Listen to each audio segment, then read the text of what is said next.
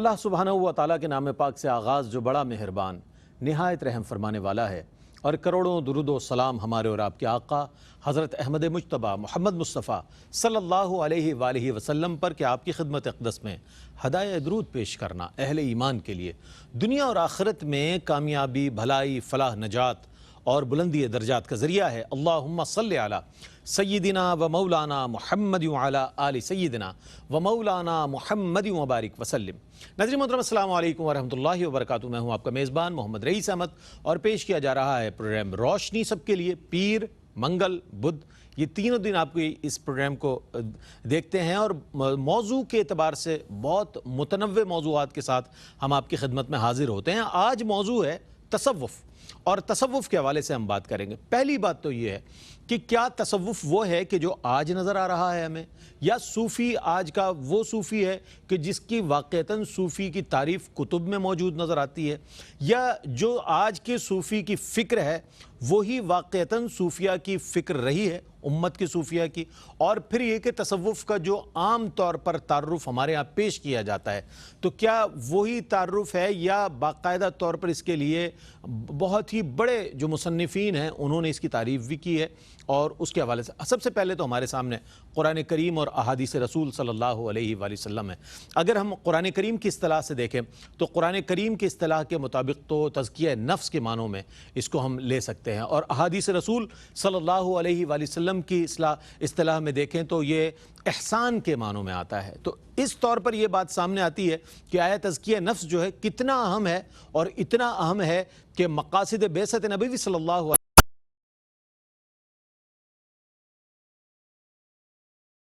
یزکیہم کے الفاظ قرآن کریم میں ملتے ہیں۔ اس کا مطلب یہ ہے کہ نبی کریم علیہ السلام کی بعثت مبارکہ جو ہے وہ لوگوں کے نفوس کو پاک کرنے کے لیے ہے، نفوس کو پاکیزہ کرنے کے لیے ہے۔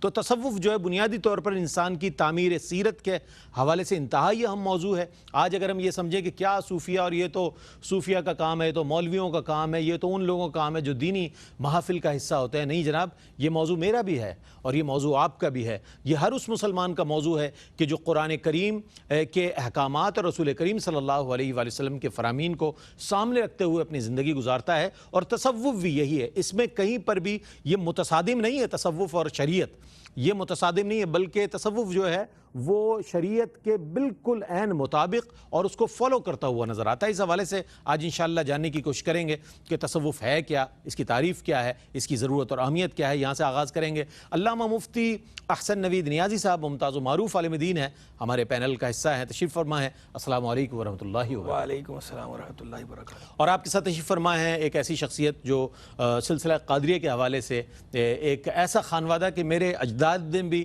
ان کے بزرگوں سے فیض حاصل کیا، میں بھی آپ سے دعاؤں کا طالب ہوں۔ صاحبزادہ ڈاکٹر فرید الدین قادری صاحب تشریف فرمائے۔ السلام علیکم ورحمۃ اللہ۔ خوش آمدید، آپ دونوں کا خیر مقدم ہے۔ اچھا حضرت، تصوف کیا ہے، اس کی اہمیت اور ضرورت کے حوالے سے میں چاہتا ہوں ابتداً اگر کلام فرما دے تو بہت اچھا۔ بسم اللہ الرحمن الرحیم، صلی اللہ علیہ حبیبی سیدنا و مولانا محمد وعلی آلہ وصحبہ بارک وسلم۔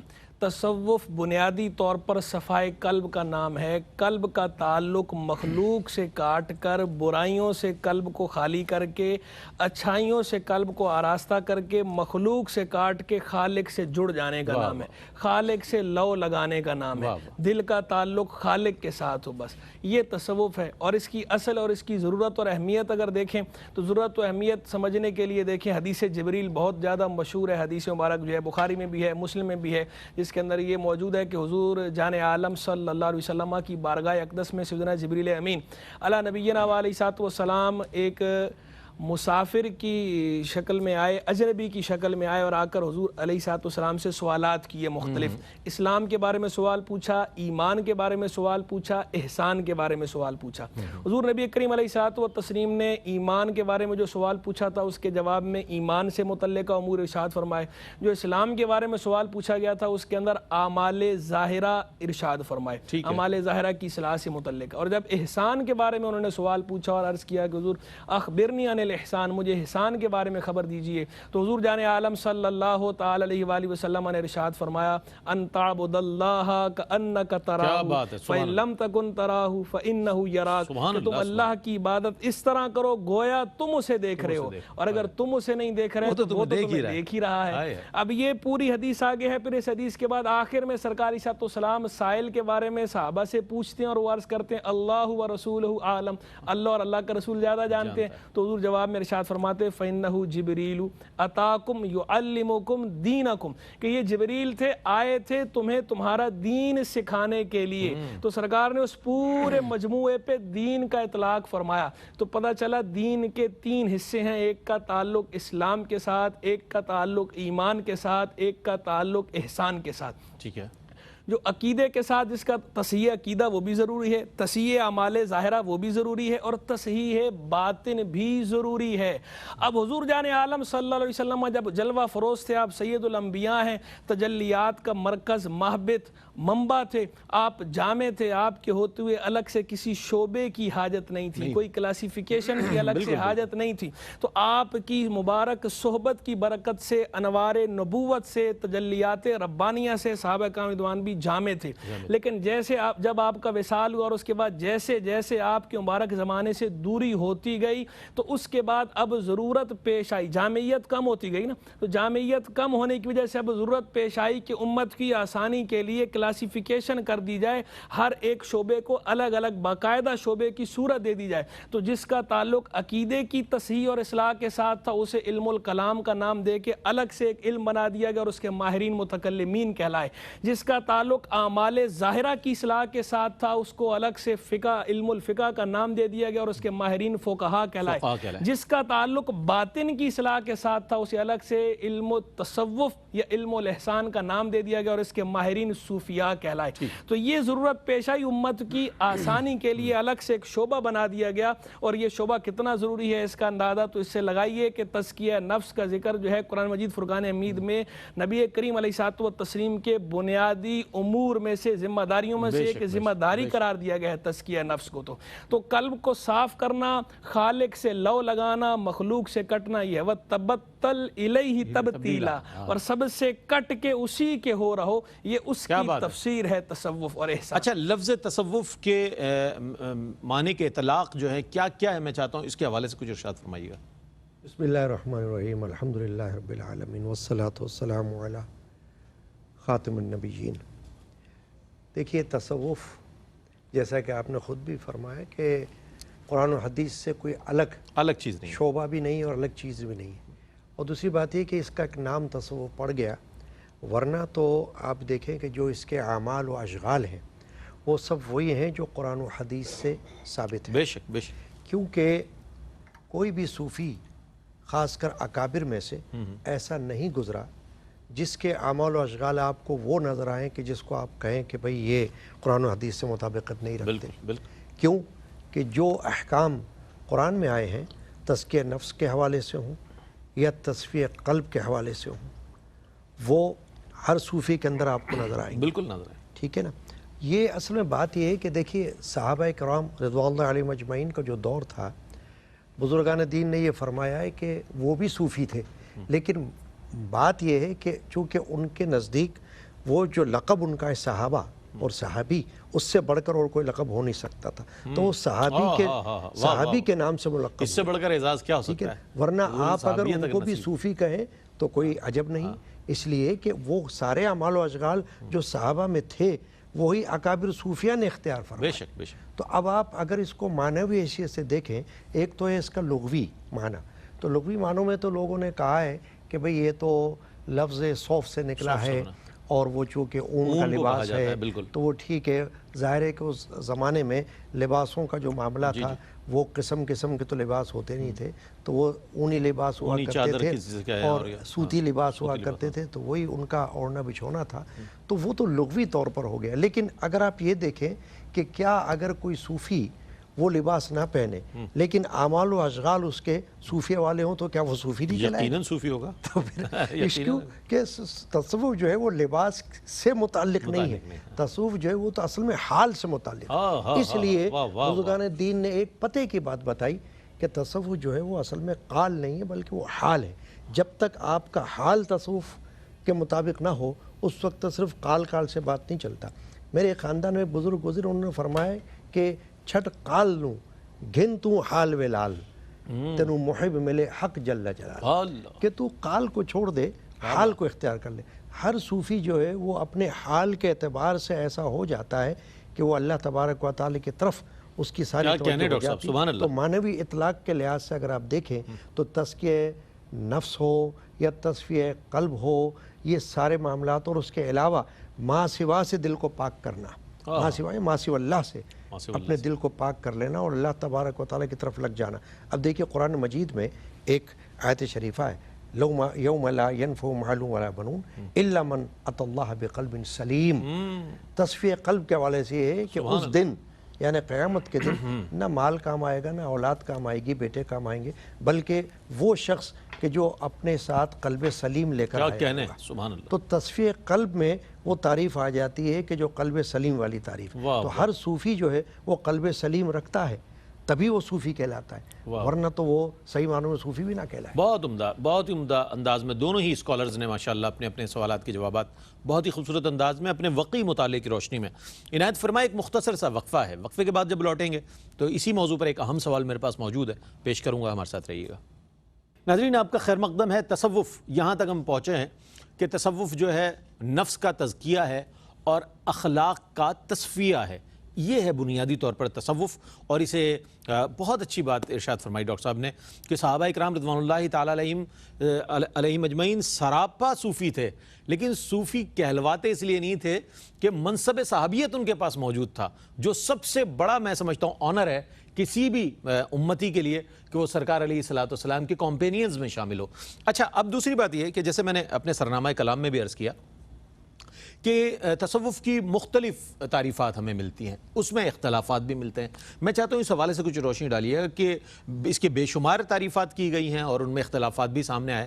اگر اس پر کچھ روشنی ڈالیں اب تو بہت اچھا ہوگا. دیکھیں صوفیہ صافیہ رحمہم اللہ، ان سے جب تصوف کے بارے میں سوال پوچھا گیا تو انہوں نے جو جوابات ارشاد فرمائے یا بغیر کسی سوال کے خود انہوں نے جو تصوف کو بیان کرتے ہوئے ڈسکرائب کرتے ہوئے کوئی بات کی، ایلیبوریٹ کیا اسے، تو اس کے اندر جو ان کے جوابات ہیں، ان کے جو کلام ہیں، اس میں تھوڑے الگ الگ الفاظ استعمال ہوئے ہیں. تو ان الفاظ کو دیکھ کر ایسا لگتا ہے کہ شاید ان کے مابین آپس میں کوئی نزاع ہے، کوئی اختلاف ہے. حالانکہ صوفیات تو اختلاف مٹانے والے ہیں، وہ تو کسی دلوں کو جوڑنے والے اختلاف کرتے ہی نہیں ہیں، مٹانے والے ہیں. تو ان کے کلام کے اندر یہ اختلاف کیوں نظر آتا ہے؟ تو وہ اصل میں اختلاف نہیں ہے، وہ نزاع نہیں ہے. اگر آپ ان کے الفاظ پہ غور کریں گے تو ہر جگہ آپ کو اس کا جو معال ہے وہ ایک ہی نظر آئے گا. معال سب کہے کہ وہ عربی شاعر نے کہا تھا نا، عباراتنا شتا وحسن کا واحد وکل الی ذاک الجمال یشیر، کہ ہماری عبارتیں الگ الگ ہیں، ہمارے الفاظ الگ الگ ہیں. عباراتنا شتا محسن الواحد، اور اس کا حسن جو ہے وہ تو ایک ہی ہے. اور یہ ساری کی ساری عبارتیں اسی کے جمال کی طرف، اسی کے حسن کی طرف اشارہ کر رہی ہیں. تو ہر ایک نے جو کلام فرمایا ہے وہ کلام تصوف کے کسی مخصوص جز کو انہوں نے واضح کیا ہے. یہ ایسے ہی ہے کہ حضور جان عالم صلی اللہ تعالی علیہ وآلہ وسلم سے جب کسی نے کوئی سوال پوچھا اسلام کے بارے میں، دین کے بارے میں، نجات کے بارے میں، مغفرت کے بارے میں، تو سرکار علیہ السلام نے کسی مقام پر کوئی ایک بات ارشاد فرما دی، دوسرے مقام پر دوسرے سائل کو دوسری بات ارشاد فرما دی، تیسرے مقام پر تیسری بات ارشاد فرما دی. تو سائل کو دیکھ کر اور موقع محل کے مطابق، تو وہ ساری ہی باتیں جو ہے وہ دین کا حصہ تھیں، وہ ساری ہی باتیں منجیات میں سے ہیں، نجات دلانے والی ہیں، وہ ساری ہی باتیں مغفرت دلانے والی ہیں، لیکن الگ الگ ارشاد فرمائی سائل کو دیکھ کر اور موقع محل دیکھ کر. تو ایسی صوفیہ صافیہ نے بھی حضور نبی کریم علیہ السلام کی اتباع کے اندر اس وقت جو گفتگو فرمائی ہے موقع محل کے مطابق، کبھی سائل کو دیکھ کر، کبھی موقع محل کے مطابق جس چیز کو ہائی لائٹ کرنا انہوں نے زیادہ ضروری سمجھا اس وقت انہوں نے اس جز کو بیان کر دیا. ایسا نہیں ہے کہ باقی اجزاء کا وہ انکار کر رہے تھے، خالی اس جز کو اس وقت وہ فوکس کر کے اس پہ ہائی لائٹ کر رہے تھے.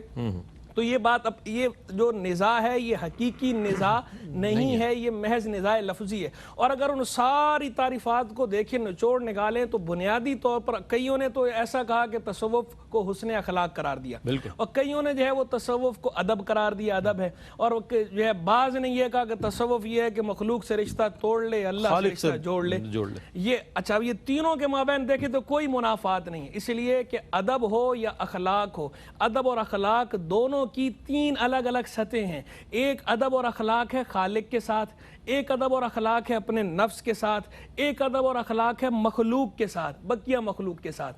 تو ان تینوں کے اندر حسن کو ملحوظ رکھنا، ان تینوں کی دائرہ شریعت کے اندر رہ کر اعلیٰ درجے کی رعایت کرنا، یہ تصوف ہی ہے۔ مخلوق کے ساتھ جو ہے وہ ادب کو ملحوظ رکھنا، حسن خلق کو ملحوظ رکھنا، اپنے نفس کے ساتھ ادب اور اخلاق کو ملحوظ رکھنا، خالق کے ساتھ ادب اور اخلاق کو ملحوظ رکھنا تصوف ہی ہے۔ تو دیکھیں تو یہ کوئی ان میں منافات آپس میں نہیں ہے۔ اور جنہوں نے یہ کہا کہ مخلوق کے ساتھ تعلق توڑ لے، خالق کے ساتھ تعلق جوڑ لے، تو ان کا مقصود یہ ہے کہ قلب تمہارا اللہ کی یاد میں مشغول ہو، جو کرو اللہ کے لیے کرو، دست بکار دل بیار، ہاتھ کم ولت دل یار ول، یعنی دنیا میں رہو، دنیا کے کام کرو جو دنیا کے کام ہیں، لیکن تمہارا قلب اللہ کی یاد سے غافل نہیں ہونا چاہیے۔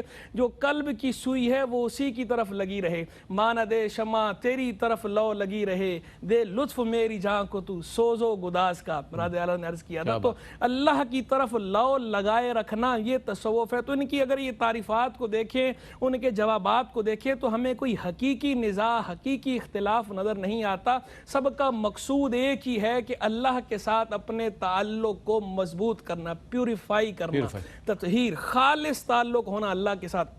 اللہ کی طرف سے جو ہمارے ساتھ تعلق ہے وہ تو خالص ہی ہے، ہم نے جو اللہ کے ساتھ تعلق قائم کرنا ہے اس تعلق کو خالص کر لیں، قلب کے تعلق کو خالص کر لیں۔ تخلیہ اور پھر تحلیہ اور تجلیہ۔ تخلیہ ہوتا ہے خالی کرنا، تحلیہ مانا آراستہ کرنا، تجلیہ مانا روشن کرنا۔ تو تخلیہ کرنا ہے یعنی جو رذائل ہیں، تکبر ہے، ریاکاری ہے، عجب ہے، خود پسندی ہے، خود نمائی ہے، بخل ہے، لالچ ہے، بہت سارے رذائل ہیں، تمام رذائل سے اپنے آپ کو خالی کرنا ہے، اور اس کے بعد فضائل سے آراستہ کر لینا ہے، توکل پیدا کرنا ہے، ایمان کی قوت پیدا کرنی ہے، اور اللہ پر توکل کو مضبوط کرنا ہے، اللہ سے محبت پیدا کرنی ہے، اللہ کی رضا پہ راضی ہونا ہے۔ یہ جو اخلاق ہیں ان کے ساتھ اپنے آپ کو آراستہ کر لینا ہے، تجلیہ کرنا ہے، قلب کو روشن کرنا۔ برتن ہوتا ہے نا، پہلے صاف کیا جاتا ہے پھر کلی کی جاتی ہے، تو اسی طرح قلب کو پہلے تخلیہ رذائل سے کر کے، پھر فضائل سے تحلیہ، اور پھر اللہ کے ساتھ اس کو جوڑ لینا۔ بہت عمدہ، بہت عمدہ۔ اچھا، بہت اچھی بات، یہ جو تعریفات سامنے آ رہی ہیں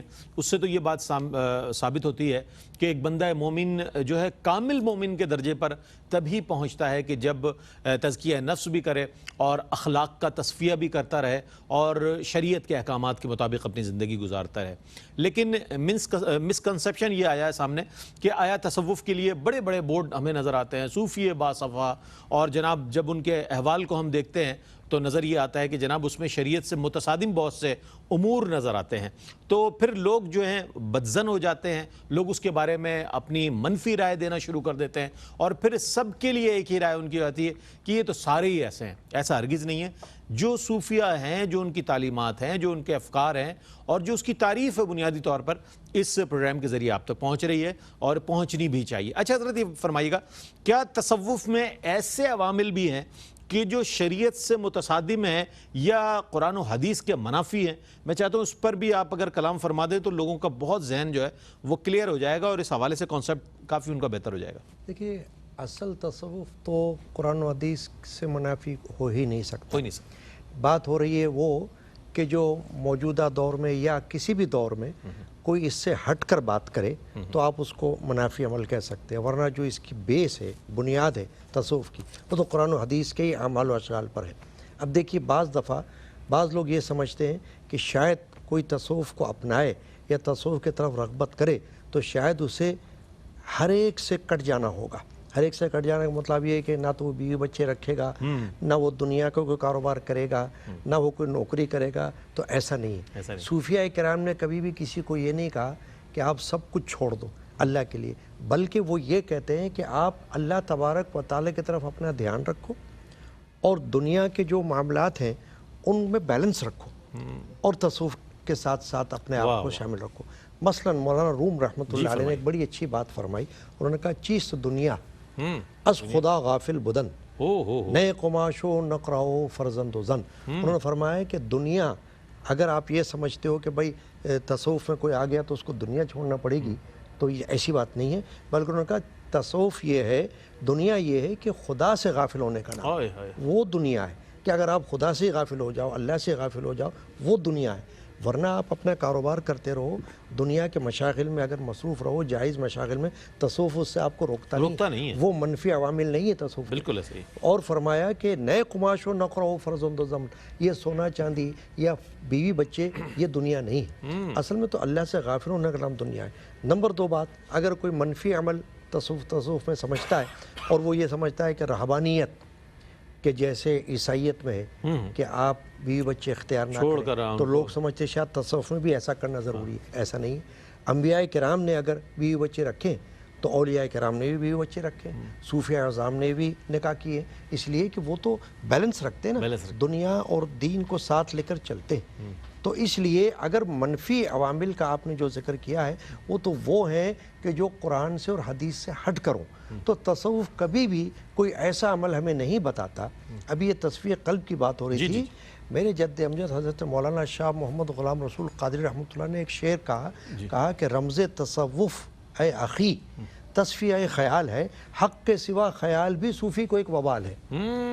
کہ اصل میں مسئلہ یہ ہے کہ آپ جو ہے وہ حق کا خیال اپنے دل کے اندر رکھیں, تصوف اس سے منع نہیں کرتا ہے. اور اگر دنیا کے جو مشاغل ہیں جو کہ قرآن و حدیث سے مطابقت رکھتے ہیں, موافقت رکھتے ہیں, اس کے مخالف نہیں ہے, اس کے ساتھ ساتھ آپ چلیں تو تصوف اس سے آپ کو روکتا نہیں. کیا کہنا, خوبصورت انداز. صوفیہ نے جب کلام فرمایا تو بہت ہی اچھے انداز میں تصوف پر بات کی, نہ صرف بات کی بلکہ عملی طور پر اس کا ثبوت دیتے ہوئے اس بات کو ثابت کر دیا کہ یہ تصوف ہی ہے کہ جو انسان کی تعمیر سیرت میں اور ایک بندہ مومن کو کامل درجے میں پہنچانے کے لیے کتنا اہم ہے. ایک مختصر سا وقفہ ہے, وقفے کے بعد لوٹتے ہیں. مجھے امید ہے آپ کا اور ہمارا ساتھ رہے گا. ناظرین آپ کا خیر مقدم ہے. تصوف موضوع ہے, اور جب تصوف موضوع ہو تو بات بھی صوفیہ کی ہوگی, اور ان کی فکر کی ہوگی, اس کی تعریف کی ہوگی, اور ان خصوصیات کی ہوگی کہ جو صوفیہ میں پائے جاتے ہیں. اس حوالے سے ہم یہ جاننا چاہیں گے, مفتی صاحب یہ فرمائیے گا کہ عام طور پر تصوف کے حوالے سے, بالخصوص اہل تصوف جو ہے, سالکین کی میں بات کر رہا ہوں, ان کے اعمال و افعال جو ہیں وہ ذرا مختلف نظر آتے ہیں. اچھا, یہ مختلف نظر آنا یہ ان کی ایک طبعی میلان بھی ہے, اور ان کے جو مشائخ کاملین ہیں ان کی ایک تربیت بھی ہے. کیا فرمائیے گا اس حوالے سے, آپ کیا فرمانا چاہیں گے؟ دیکھیں, ایک ہے عمومی عبادات سے زائد عبادات نظر آنا, اور ایک ہے شریعت مطہرہ کے مزاج کے خلاف نظر آنا. دونوں میں فرق ہے. جو شریعت مطہرہ کے مزاج سے خلاف نظر آئے وہ تصوف نہیں ہے. جو مقاصد شریعت کے خلاف ہو, جو شریعت کے کسی حکم کے خلاف ہو, وہ تصوف نہیں ہے, بلکہ وہ داتا گنج بخش حضرت سیدنا علی حجویری رحمہ اللہ نے جو فرمایا ہے کشف المحجوب میں, انہوں نے 3 اقسام بیان فرمائی ہیں. انہوں نے جو کلاسیفیکیشن کی, ایک ہوتا ہے صوفی, ایک ہوتا ہے متصوف, اور ایک ہوتا ہے مستصوف. صوفی وہ ہے جو یہ اپنا تزکیہ نفس اور تصفیہ باطن کر کے خالق سے جڑ گیا, واصل باللہ ہو گیا, عارف باللہ ہو گیا. یہ ہے صوفی جن کی ہم بات کر رہے ہیں, صوفیہ صافیہ. دوسرا فرمایا متصوف ہے کہ جو کوشش کر رہا ہے اپنے صوفی بننے کی, ابھی بنا نہیں ہے لیکن بننے کی کوشش کر رہا ہے. تو یہ بھی محمود ہے کہ یہ اچھوں کی نقل بھی اچھی ہوتی ہے اور یہ اچھا بن رہا ہے. حقیقت میں اس کی انٹینشن بھی یہی ہے, اس کا قصد بھی یہی ہے, ان کی طرح بننا, کوشش کر رہا ہے, عزم یہی. تو اسی لیے یہ بھی اچھا ہے. تیسرا فرمایا مستصوف, کہ وہ جو نہ تو صوفی ہے اور نہ ہی متصوف ہے.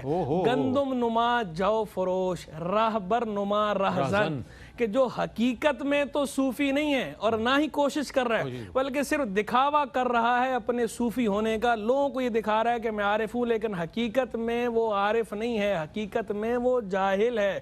تو یہ جو مستصوف ہے, اس کی داتا صاحب نے بھی مذمت فرمائی, خواجہ صاحب نے بھی مذمت فرمائی, شاہ نقشبند نے بھی مذمت فرمائی, سرکار غوثیت مآب نے بھی مذمت فرمائی, سید طرفہ جنید بغدادی نے بھی مذمت فرمائی, باعث بستامی نے بھی مذمت. جتنے صوفیہ صافیہ ہیں, اکابر ہیں, اجلہ ہیں, سب کو اٹھا کے آپ پڑھ لیں. سب کی تعلیمات کے اندر واضح الفاظ میں, واشگاف الفاظ میں اس بات کا ذکر موجود ہے کہ شریعت ہے. اچھا میں شریعت ایک کی ضمن سوال کر دوں, یہ جو تینوں آپ نے کیٹیگریز حضرت داتا گنج بخش علی اجویری رحمۃ اللہ تعالی علیہ کی کشف المحجوب شورۂ آفاق کتاب سے جو آپ نے یہ 3 کیٹیگریز بیان فرمائی, فی زمانہ ہمارے ماحول میں ان میں سے کون سے افراد نظر آتے ہیں؟ دیکھیں اکثر تو جو ہے وہ جس طرح باقی چیزوں کے اندر بھی ایسا ہی ہے کہ ہر جگہ جو ہے وہ اچھے برے لوگ موجود ہیں, تو یہاں بھی اچھے برے موجود ہیں, لیکن اکثریت تو ایسوں مستصوفین کی نظر آتی ہے کہ جن کے پاس حقیقت میں معرفت الہیہ نہیں ہے, وہ شریعت کے نور سے منور نہیں ہیں,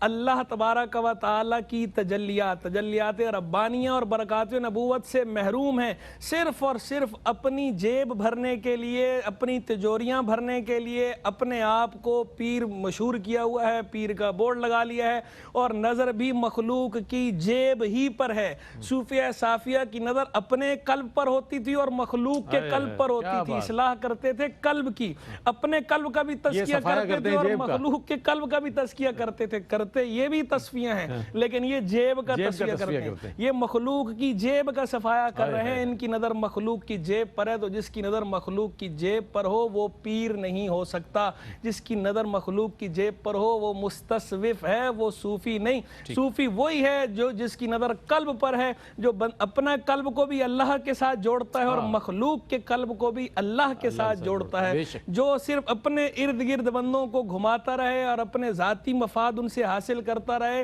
تو وہ عارف باللہ نہیں ہے, وہ پیر نہیں ہے. سرکار غوثیت مآب سیدنا شیخ عبد القادر جیلانی قدس سرہ ربانی نے فرمایا, طر الی اللہ بجناحی کتاب اللہ و سنت رسول علیہ السلام, کہ اللہ کی طرف پرواز کرو 2 پروں کے ساتھ, کتاب اللہ کا پر اور دوسرا سنت رسول علیہ السلام کا پر. اچھا ایک بہت اچھا سوال میرے پاس ذہن میں آیا, مجھے جملہ ایک مکمل کرنے دیجئے پھر میں نماز کرتا ہوں. یہ دیکھیں سرکار غوثیت مآب نے جو یہ جملہ ارشاد فرمایا, سرکار غوثیت مآب کون ہے؟ سید الاولیاء, صوفیہ صافیہ کے سردار ہیں. کیا ارشاد فرما رہے ہیں کہ کتاب اللہ اور سنت رسول, ان 2 پروں سے اللہ کی طرف پرواز کرو. تو پتہ چل گیا کہ تصوف جو ہے وہ کتاب و سنت کے منافی ہونا تو دور کی بات ہے, کتاب و سنت سے ہٹ نہیں سکتا.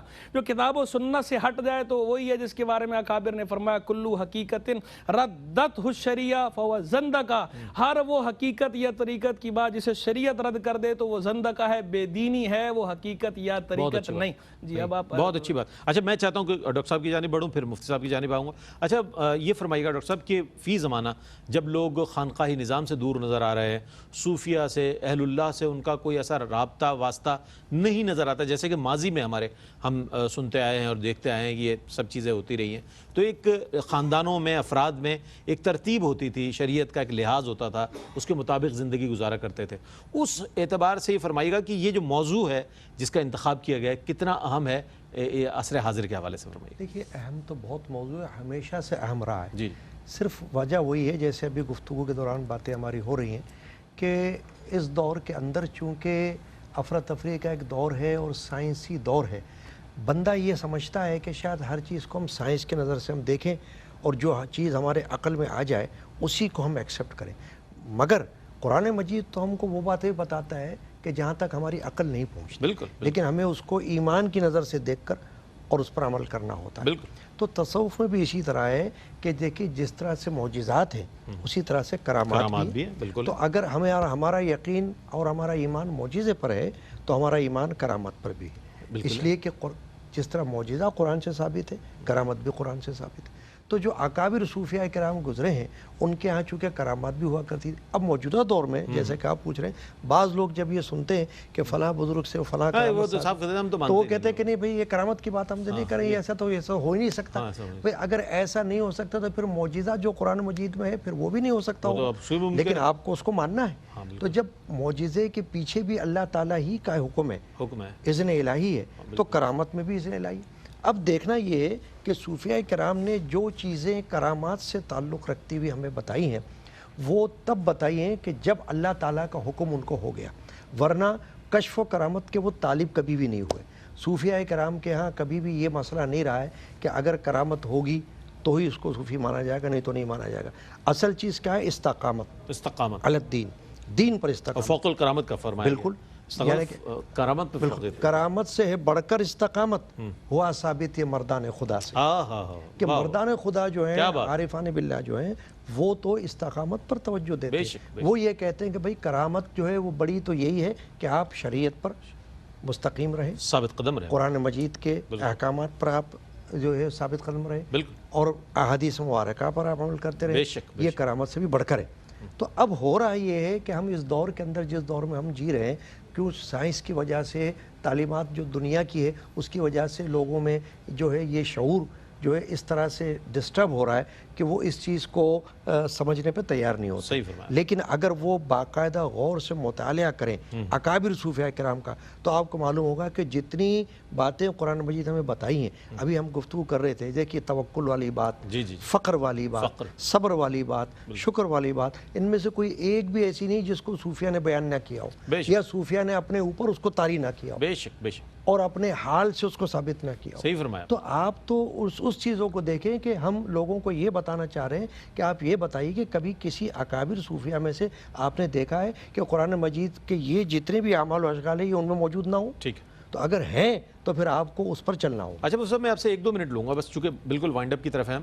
یہ جو آپ نے فرمایا کہ لوگ ہوتے نہیں ہیں لیکن کہلواتے ہیں یا یہ ثابت کرنا چاہتے ہیں, تو ان کے لیے کوئی وعید نہیں ہے ایسے لوگوں کے لیے کہ جو مطلب ایسا نظر آنا چاہتے ہیں اور اپنے آپ کو صوفی کے طور پر لوگوں سامنے انٹرپریٹ کرنا چاہتے ہیں؟ بالکل بہت سارے وعیدات ہیں. اور دیکھیں سب سے بڑی بات تو یہ ہے کہ جتنی بھی تلبیس کی جو بات ہے, جو دھوکے کے بارے میں جتنی وعیدات ہیں وہ ساری کی ساری وعیدات یہاں صادق آتی ہیں کہ اس سے بڑا دھوکہ کیا ہوگا کہ ایک چیز آپ کے پاس ہے ہی نہیں اور آپ ظاہر کر رہے ہیں. اچھا یہ تو دنیاوی طور پر بھی ہو تو مذموم ہے, یہاں تو دین کے نام پر کریں اور پھر دین کے اندر بھی کس کے نام پہ؟ خالق کے نام پہ, اللہ کے نام پہ آپ لوگوں کو مخلوق کو بہکا رہے ہیں. اس اللہ کے نام پہ, اللہ کے نام پہ بندہ اگر اسی پہ غور کر لے تو آدمی کو جو ہے نا وہ خود پانی پانی ہو جائے کہ میں یہ اللہ تبارک و تعالیٰ. بس میں یہی سننا چاہ رہا تھا اور مجھے یہ چاہ رہا تھا کہ آج جو لوگوں کے ذہن میں بہت زیادہ منفی اس حوالے سے نظریات ہیں وہ زائل ہوں اور صحیح معنوں میں علماء حضرات کی زبانی ہم آپ تک پہنچا. آپ کی آمد کا